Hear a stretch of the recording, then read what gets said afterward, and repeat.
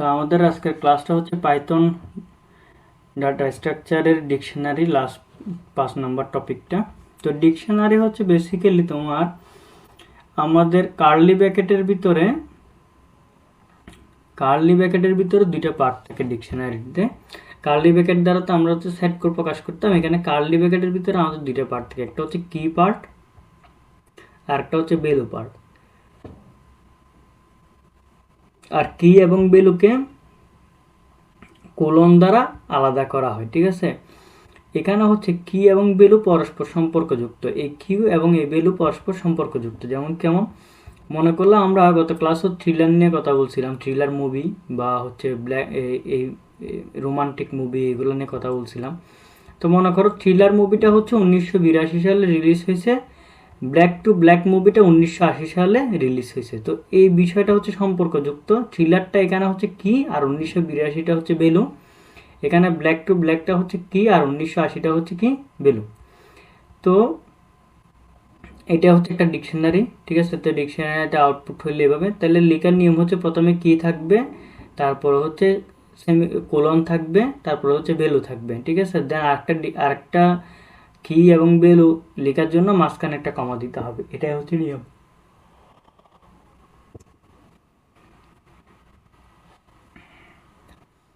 তারপর হচ্ছে আমরা চাইলে ভ্যালুগুলোকে অ্যাক্সেস করতে পারবো, যে কোনো ভ্যালুকে মানে ভ্যালু দেখতে পারবো কি এর মাধ্যমে।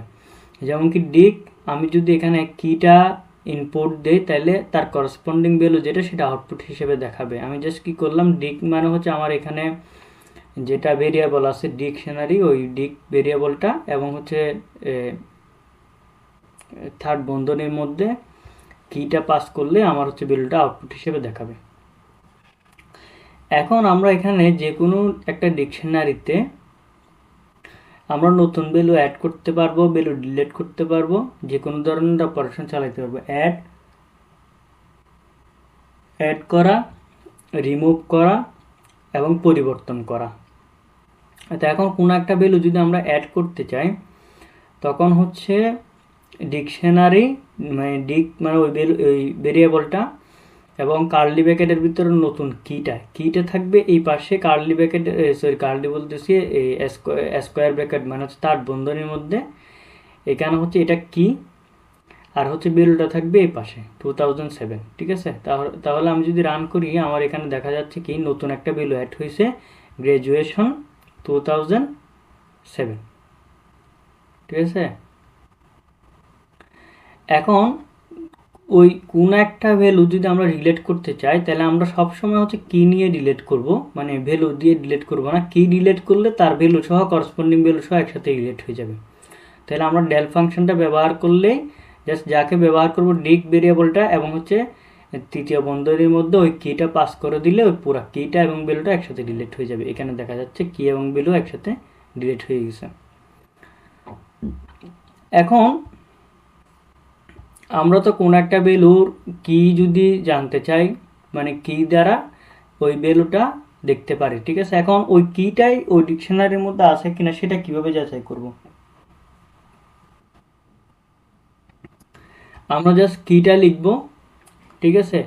ইন ডিক মানে হচ্ছে ওই ভেরিয়েবলটা কি, এই কিটা কি ডিকশনারির মধ্যে আছে, যদি ট্রু হয় তার মানে কিটা ডিকশনারির মধ্যে আছে, যদি ফলস হয় তাহলে কিটা ডিকশনারির ভিতরে নেই। এখন আসে আমরা কি এবং ভ্যালু কিভাবে পুরোটাই দেখব। আমরা যদি ডিকশনারি ডট কি লিখি তাহলে আমার এখানে সমস্ত কি কোন কোন কি আছে এগুলো সব ইউনিক কিগুলো দেখা যাবে এবং ভ্যালু হইলে ভ্যালুগুলো দেখা যাবে। আচ্ছা, এখানে আরেকটা বিষয় বলা হয় না, সেটা হচ্ছে কি কিসগুলো সবসময় ইউনিক হইতে হবে, কিস কিন্তু ডুপ্লিকেট হইতে পারবে না, কিস সবসময় ইউনিক হইতে হবে, এটা মাথায় রাখতে হবে। ভ্যালু যে কোনো কিছু হইতে পারবে, ওটা নিয়ে মাথা ব্যথা নেই, কিন্তু কিসগুলো সবসময় ইউনিক হইতে হবে। এখন ডিকশনারি থেকে আমরা বেসিক্যালি ডিকশনারিটা হচ্ছে সবচেয়ে বেশি উপকার আসে তোমার হচ্ছে ডাটা ফ্রেম তৈরি করার জন্য, ঠিক আছে, পান্ডাস ডাটা ফ্রেমের জন্য। অবশ্য ডিকশনারির অনেক বহুমুখী ব্যবহার আছে, যেমন কি জনসন ফাইল, যেটা হচ্ছে ইউনিভার্সাল ডাটা টাইপ বলা হয় জনসন, ঠিক আছে। ওইটা হচ্ছে ওই জনসনটা পাইথনে হচ্ছে ডিকশনারি হিসেবে ব্যবহার হয়। এটার অনেক বহুমুখী ব্যবহার আছে। তবে হচ্ছে আমরা যেহেতু ডাটা অ্যানালাইসিস নিয়ে যদি কথা বলি, তাহলে আমাদের ডাটা ফ্রেম তৈরিতে ডিকশনারিটার ভূমিকা হচ্ছে অপরিসীম বলা যায় আর কি। তো এখন ডিকশনারি থেকে কিভাবে ডাটা ফ্রেম তৈরি করব, এটার দুইটা মেথড আছে। একটা হচ্ছে ডিকশনারি টু ডিকশনারি থেকেও ডাটা ফ্রেম তৈরি করা যায়, আবার হচ্ছে ডিকশনারি ফ্রম লিস্ট, মানে লিস্ট অফ ডিকশনারি যেটাকে বলা হয়, ওটা থেকেও ডাটা ফ্রেম তৈরি করা যায়। আমরা প্রথমে একটা একটা দেখি। প্রথমে হচ্ছে ডিকশনারি অফ ডিকশনারি, সেটা হচ্ছে এটা হচ্ছে এরকম একটা ডাটা সেট তৈরি হবে, ডাটা ফ্রেম তৈরি হবে, যেখানে দেখা যাচ্ছে স্পেন, ফ্রান্স, জার্মানি এবং ক্যাপিটাল এবং পপুলেশনগুলো, ঠিক আছে। তো এখন স্পেন, আমরা স্পেন, এখানে দেখো স্পেনটা হচ্ছে কি, ঠিক আছে।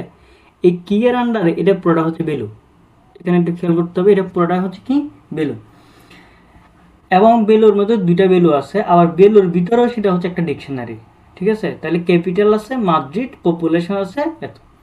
আবার হচ্ছে স্পেন, স্পেনের ভিতর ঠিক সেম, ক্যাপিটাল হচ্ছে প্যারিস এবং পপুলেশন আমি লিখছি আন্তাজ এটা। জার্মানি, জার্মানি হচ্ছে কি এবং কি এর ভিতরে একটা ডিকশনারি, এই ডিকশনারির মধ্যে হচ্ছে ক্যাপিটাল হচ্ছে একটা কি এবং পপুলেশন হচ্ছে একটা কি, ঠিক আছে। তো এখন আমরা যদি ডাটা ফ্রেমটা তৈরি করতে চাই, আমাদেরকে অবশ্যই পান্ডাসটা ইম্পোর্ট করতে হবে, ইম্পোর্ট পান্ডাস এসপিডি,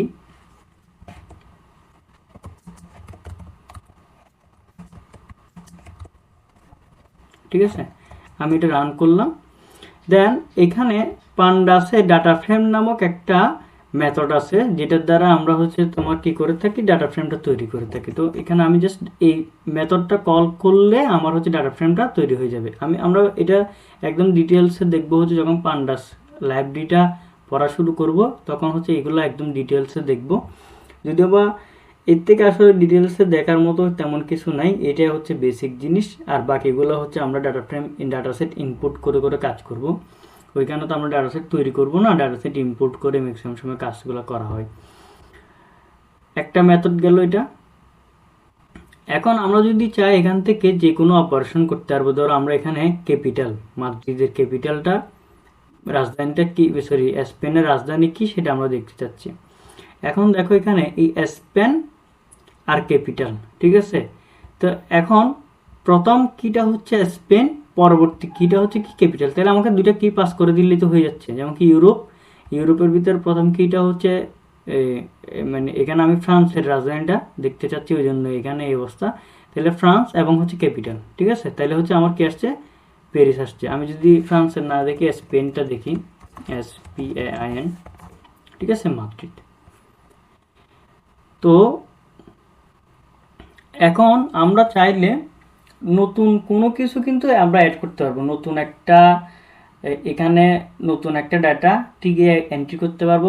কিন্তু বিষয়টা খেয়াল রাখতে হবে যে আমাদের এখানে যে ফরম্যাটটা আছে একই ফরম্যাটে আমাকে ইনপুট দিতে হবে। এখান থেকে কম বা বেশি ইনপুট দিলে সেটা কিন্তু আমাকে ইরর দেখাবে, ঠিক আছে।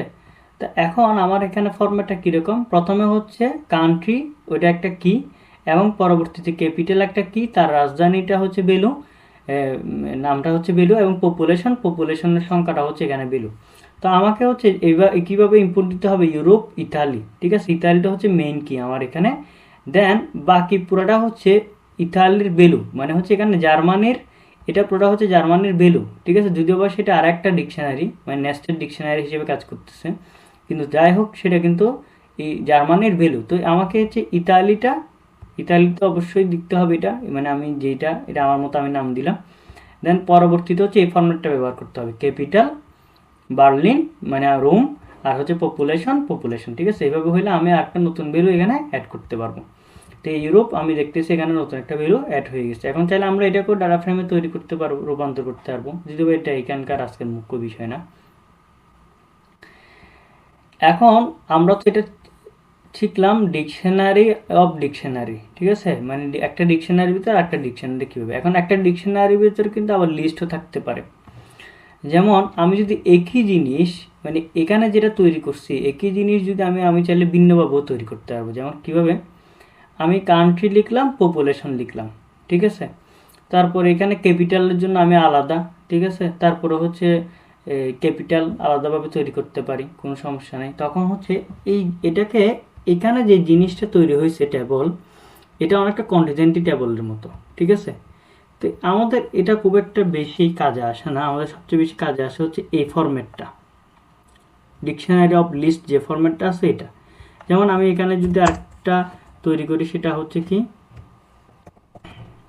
পপুলেশনটা আছে এখানে হচ্ছে তো ক্যাপিটাল, ঠিক আছে। তো আমি এখানে জাস্ট হচ্ছে একটা লিস্ট, তো আমি র্যান্ডমলি দিলাম এ বি সি, এ একটা ক্যাপিটাল, বি একটা ক্যাপিটাল মানে রাজধানীর নাম, সি আর একটা রাজধানীর নাম। এখানে একটা বিষয় খেয়াল করো, কান্ট্রি হচ্ছে ইউএসএ, ইউএস এর করসপন্ডিং এ পপুলেশন কত আছে 80, তার মানে এটা হচ্ছে ইউএস এর পপুলেশন বোঝাচ্ছে। আর ইউএস এর করসপন্ডিং এ ক্যাপিটালটা কি আছে এ, তার মানে এটা ইউএস এর ক্যাপিটাল বোঝাচ্ছে। তো অস্ট্রেলিয়া হচ্ছে ঠিক সেম, অস্ট্রেলিয়ার পপুলেশন হচ্ছে 50 আর জাপানের পপুলেশন হচ্ছে 30 এবং জাপানের রাজধানী বোঝাচ্ছে হচ্ছে সি, ঠিক আছে। আমি এটা রান করলাম, মায়ের দিকটা পরিবর্তন হয়ে গেছে, এখানে দেখা যাচ্ছে হচ্ছে কি কান্ট্রি, পপুলেশন অ্যান্ড ক্যাপিটাল, ঠিক আছে, তিনটা। তা আমি কীভাবে হচ্ছে এটা এটা যদি এখন তৈরি করি, এখানে দেখা যায় কান্ট্রি হচ্ছে ইউএসএ, পপুলেশন হচ্ছে ইউএসএর পপুলেশন কত 80 এবং হচ্ছে ক্যাপিটাল হচ্ছে কি এ, ঠিক আছে। এটা অনেকটা দেখতে হচ্ছে এক্সেল ডাটা ফ্রেমের মতো না, এই জিনিসটা হচ্ছে আমাদের এটা ডাটা সেট তৈরির ক্ষেত্রে কাজে লাগে। যদিও বা আমরা আসলে ম্যানুয়ালি ডাটা সেটগুলো তৈরি করি না, আমাদের ডাটা সেটগুলো হয় এসকিউএল ফরম্যাটে, নাইলে এক্সেল ফরম্যাটে, নাইলে হচ্ছে অন্য যে কোনো ফরম্যাটে থাকে, ওইখান থেকে আমরা ওই ফরম্যাট থেকে ওইটাকে হচ্ছে ইনপুট করে দেন হচ্ছে সিএসভি ফরম্যাটের ডাটা সেট নিয়ে সবচেয়ে বেশি পরিমাণে কাজ করা হয় এখানে। ওগুলোকে ইনপুট করে দেন আমরা যত ধরনের অপারেশন অ্যানালাইসিস করা দরকার ওগুলো করে থাকি আর কি।